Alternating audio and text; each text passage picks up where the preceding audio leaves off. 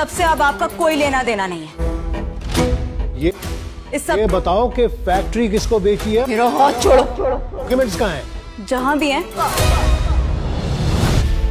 Domestic हाथ छोड़ो मेरा, वरना बहुत बुरा होगा। मुझे सिर्फ अपने खानदान वायलेंस का लॉ बहुत सख्त है ऑन साहब। रिमला और ऑन के बीच में कुछ गहरा ही चल रहा है। सालों लग जाएंगे इनको पेशियां भुगतते हुए। ये रिमला और ऑन के बीच में क्या चल रहा है? की रेपुटेशन का ख्याल। तकदीर ने एक भी मुकम्मल खुशी नहीं लिखी मेरी। सही कह रही थी, किस्मत मेरी खराब है।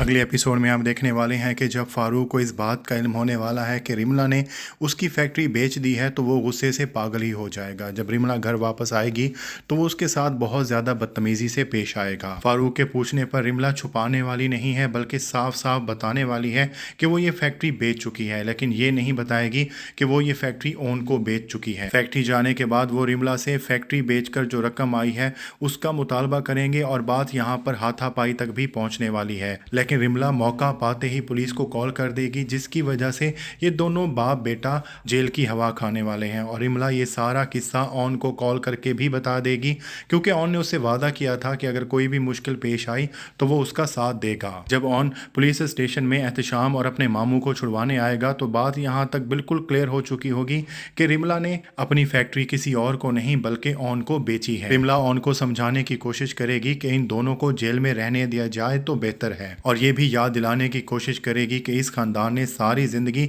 ऑन के साथ बहुत बुरा सलूक किया। लेकिन ऑन का मानना ये होगा कि चाहे जो कुछ भी है लेकिन वो हैं तो इनके मामू, इसलिए अपने खानदान की इज्जत की वजह से वो इन दोनों को जेल से छुड़वा देगा। और हमारी यहाँ पर एक थ्योरी ये भी है कि वो ये फैक्ट्री अपने मामू को या एहतशाम को वापस भी करने वाला है, लेकिन उसकी शर्त यही होगी कि एहतशाम सच सच बता दे कि जब उसकी आयला से शादी हुई थी तो उसने आयला के साथ गलत किया था और बाद में मुकर भी गया था। इसलिए हमारा ये मानना है कि ऑन आयला की इज्जत की खातिर ये फैक्ट्री कुर्बान करने वाला है। लेकिन फिलहाल आयला ऑन और रिमला को लेकर बहुत ज़्यादा गलत फहमियों का शिकार होगी, क्योंकि उसके सामने ही ऑन के मोबाइल फ़ोन पर रिमला की कॉल आएगी जिसमें उसको यही बता रही होगी कि वो फ़ौरन उसकी मदद के लिए पहुँचे, और ऑन आयला को बगैर कुछ बताए रिमला की कॉल के बाद फ़ौरन चला जाएगा, जिसकी वजह से आयला को बहुत हद तक यकीन हो जाएगा कि उस खावंद उसके हाथ से चला गया। लेकिन ये गलत फहमी ज़्यादा देर तक कायम नहीं रहने वाली, जब पूरे ख़ानदान में इस बात का इल्म होने वाला है कि रिमला ऑन को फैक्ट्री बेच चुकी है और किस तरह से ऑन ने अपने मामू को और एहतशाम को जेल से छुड़वाया है। हमें कमेंट सेक्शन में ज़रूर बताइएगा कि क्या वाकई ऑन आयला की इज़्ज़त की खातिर अपनी फैक्ट्री ये कुर्बान कर देगा ताकि सच सबको मालूम हो सके, या वो ऐसा नहीं करेगा।